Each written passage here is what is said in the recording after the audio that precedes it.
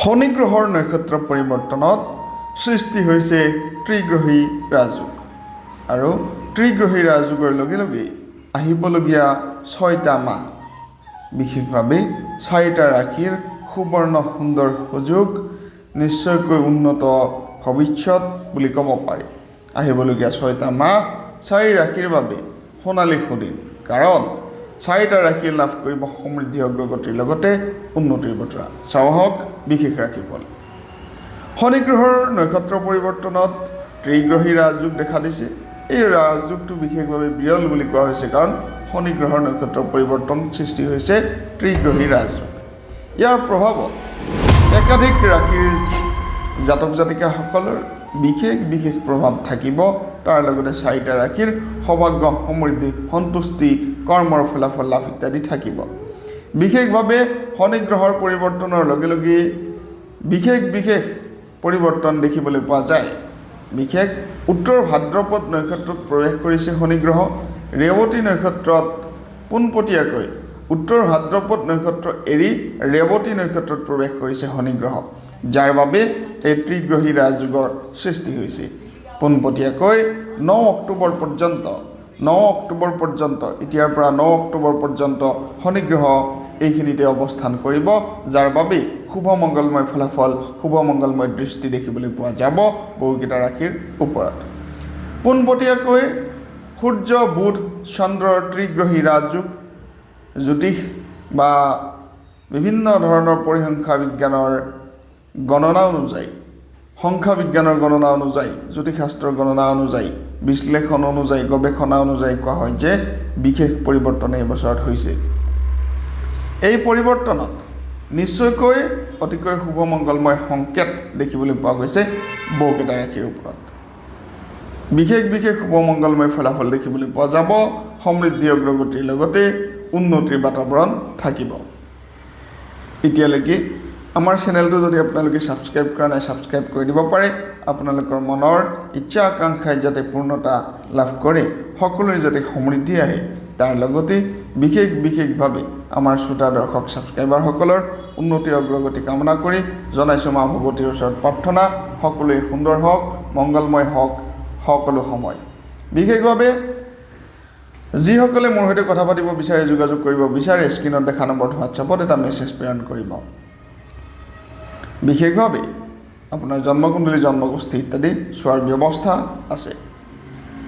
ভাগ্যশালী ৰাশিৰ কথা যদি আমি ক'বলৈ যাওঁ, তেনেহ'লে 4টাকৈ ভাগ্যশালী ৰাশি বুলি ক'ব পাৰি। শনি গ্ৰহৰ শুভ দৃষ্টি আগন্তুক 6 মাহ পৰ্যন্ত। শনি গ্ৰহ যদি কাৰোবাৰ শুভ হৈ থাকে, তেতিয়াহ'লে আপোনালোকে এমেথিষ্ট ৰত্ন ধাৰণ কৰিব পাৰে। এমেথিষ্ট ৰত্ন ধাৰণ কৰিলে শনি গ্ৰহৰ অশুভ দৃষ্টিৰ পৰা হাত সাৰিব পাৰি। মূল্যও কম, যথেষ্ট মূল্য কম। যিটো নীলম ৰত্ন শনি গ্ৰহৰ মূল ৰত্নৰ উপৰত্ন হয় এমেথিষ্ট, এই এমেথিষ্ট ৰত্ন আপোনালোকে ধাৰণ কৰিব পাৰে। আৰু নীলম ৰত্ন কেতিয়াবা জ্যোতিষিক খোৱাকৈ আপোনালোকে কিন্তু বহু ব্যক্তিয়ে ধাৰণ কৰা দেখা যায় আৰু তাৰ বিপৰীত ফলাফল পায় বা বেয়া প্ৰভাৱো দেখিবলৈ পোৱা যায়। গতিকে এমেথিষ্ট ৰত্ন ধাৰণ কৰিলে তেনেধৰণৰ বিৰূপ প্ৰভাৱ বা বেয়া প্ৰভাৱ নাহে। গতিকে এমেথিষ্ট ৰত্ন ধাৰণ কৰিব পাৰে, কোনো ধৰণৰ অসুবিধা নাই। যিধৰণে নীলম ৰত্ন ধাৰণ কৰিলে অসুবিধা কেতিয়াবা আহে, গতিকে নীলম ৰত্ন ধাৰণ নকৰি এমেথিষ্ট ৰত্ন ধাৰণ কৰিব পাৰে। এমেথিষ্ট ৰত্নৰ নীলমতকৈ যথেষ্ট গুণাগুণ কম যদিও বিশেষ প্ৰভাৱশালী বুলি ক'ব পাৰি, কাৰণ নীলমৰে উপৰত্ন হয় এমেথিষ্ট। গতিকে শনি গ্ৰহৰ যদি কাৰোবাৰ চাৰেচাতি বা কাৰোবাৰ যদি মহাদশা চলিছে, এমেথিষ্ট ধাৰণ কৰিব পাৰে। আৰু জ্যোতিষীৰ পৰামৰ্শ নোলোৱাকৈ কিন্তু আপোনালোকে নীলম ৰত্ন ধাৰণ নকৰিব। বৃষভ ৰাশিৰ কথা ক'ব বিচাৰিছোঁ। বৃষভ ৰাশিৰ জাতক জাতিকাসকলৰ সময় সুন্দৰ হ'ব। নতুন সময়, ভাল সময় আগন্তুক 6 মাহ পৰ্যন্ত ইতিবাচক ফলাফল পাব বৃষভ ৰাশিয়ে। বৃষ ৰাশিৰ জাতক জাতিকাসকলৰ নতুন ইনকামৰ চ'ৰ্চ আহিব বুলি কোৱা হৈছে। আয় বৃদ্ধি হ'ব বুলি কোৱা হৈছে। চৰকাৰী কৰ্মত যদিহে কোনো ধৰণৰ অসুবিধা আছিল, ৰৈ থকা কৰ্ম আছিল, সেই ৰৈ থকা কৰ্মসমূহো নিশ্চয়কৈ পোনপটীয়াকৈ সিদ্ধ হোৱাৰ সম্ভাৱনা দেখিবলৈ পোৱা গৈছে। আত্মবিশ্বাস পূৰ্বৰ তুলনাত বহু পৰিমাণে আহিব, যাৰ বাবে কৰ্মত নিশ্চয়কৈ মনোযোগ দিব পাৰিব। গুৰুত্বপূৰ্ণ সিদ্ধান্ত লোৱাৰ বিশেষ সময়, সফলতাৰ সময় আহিছে বুলি কোৱা হৈছে।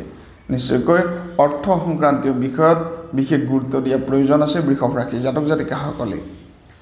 তুলা ৰাশি তুলা ৰাশিৰ জাতক জাতিকাসকলৰ ঠিক তেনেধৰণে শুভ আৰু মংগলময় ফলাফল আহিছে বুলি ক'ব পাৰি আহিবলগীয়া 6 মাহ পৰ্যন্ত আপোনালোকৰ ভালে থাকিব বুলি ক'ব পাৰি বিশেষ ভাল ফলাফল তুলা ৰাশিৰ জাতক জাতিকাসকলৰ কৰ্মজীৱনত দেখিব পাব আপোনালোকে সম্ভাৱনা দেখিবলৈ পাব কৰ্মজীৱনত নতুন সম্ভাৱনা নিশ্চয়কৈ আপোনালোকৰ দেখিবলৈ পোৱা গৈছে চাকৰিজীৱীসকলৰ পদোন্নতিৰ সম্ভাৱনা চাকৰি প্ৰাপ্তিৰ সম্ভাৱনা আছে আৰু বেতন বৃদ্ধি দৰমহা বৃদ্ধিৰ সম্ভাৱনা আছে আপোনালোকৰ কৰ্মত জড়িত ঊৰ্ধ্বতম কৰ্তৃপক্ষ আপোনাৰ বছ অফিচৰ আপোনাৰ ওপৰৰ কৰ্মকৰ্তাসকলৰ লগত সুসম্পৰ্ক থাকিব ডাঙৰ ডাঙৰ কৰ্ম আপোনাৰ হাত লাগিব পাৰে সেই কৰ্ম সম্পাদন কৰক নিশ্চয়কৈ সুন্দৰ হ'ব বিশেষভাৱে কৰ্মসূত্ৰত বাহিৰত থকা ব্যক্তিসকলৰ সাৱধানতা অৱলম্বন কৰিব লাগিব কিছু কিছু ক্ষেত্ৰত অৰ্থনৈতিক ব্যয়ৰ সম্ভাৱনা দেখিবলৈ পোৱা যায় যদিও যিসকল ব্যক্তিৰ শনি গ্ৰহৰ অশুভ দৃষ্টি নাই তেওঁলোকৰ কিন্তু শুভ মংগলময় ফলাফল আছে তুলা ৰাশিৰ জাতক জাতিকাসকলৰ পেছাগত জীৱনত পৰিৱৰ্তন আহিব কৰ্মৰ ফল প্ৰাপ্তিৰ যোগ দেখা দিছে চাকৰি প্ৰাপ্তিৰ সম্ভাৱনাটো আছে মকৰ ৰাশিৰ জাতক জাতিকাসকলৰ ঠিক তেনেধৰণেই দীৰ্ঘদিন ধৰি ৰৈ থকা সমস্যাৰ পৰা পৰিত্ৰাণ পাব আহিবলগীয়া 6 মাহ পৰ্যন্ত আপোনালোকৰ শুভ আৰু মংগলময় সময় আৰম্ভণি হৈছে মকৰ ৰাশিৰ জাতক জাতিকাসকলৰ দীঘলীয়া সমস্যাৰ পৰা পৰিত্ৰাণৰ উপায় আপোনালোকে পাব আৰু সুসম্পৰ্ক গঢ়ি উঠিব অৰ্থনৈতিক পৰিস্থিতি উন্নত হ'ব বুলি কোৱা হৈছে উৎসাহ বৃদ্ধি পাব আত্মবিশ্বাস বাঢ়িব বুলি কোৱা হৈছে ব্যক্তিগত জীৱনত ইয়াৰ প্ৰভাৱ দেখিবলৈ পাব আপোনাৰ পাৰিবাৰিক সম্পৰ্কৰ ক্ষেত্ৰত সামাজিক সম্পৰ্কৰ ক্ষেত্ৰতো ইয়াৰ পৰিৱৰ্তন দেখিবলৈ পাব কুম্ভ ৰাশিৰ জাতক জাতিকাসকল মকৰ ৰাশিৰ জাতক জাতিকাসকলৰ বিশেষ ফলাফল আছে কুম্ভ ৰাশিৰ কথা ক'ব বিচাৰিছোঁ কুম্ভ ৰাশিৰ জাতক জাতিকাসকলৰ ঠিক তেনেধৰণে মনৰ ইচ্ছা আকাংক্ষাই নিশ্চয়কৈ পূৰ্ণতা লাভ কৰিব বুলি কোৱা হৈছে চাকৰি প্ৰাপ্তিৰ সম্ভাৱনা দেখিবলৈ পোৱা গৈছে ধাৰ ঋণ লোন ইত্যাদিৰ পৰা মুক্তি পাব কুম্ভ ৰাশিৰ জাতক জাতিকাসকলৰ সুন্দৰ মংগলময় ভৱিষ্যত দেখিবলৈ পোৱা যায় আগন্তুক 6 মাহ পৰ্যন্ত বিশেষভাৱে পাৰিবাৰিক সুখ শান্তি সম্প্ৰীতিৰ পৰিৱেশ থাকিব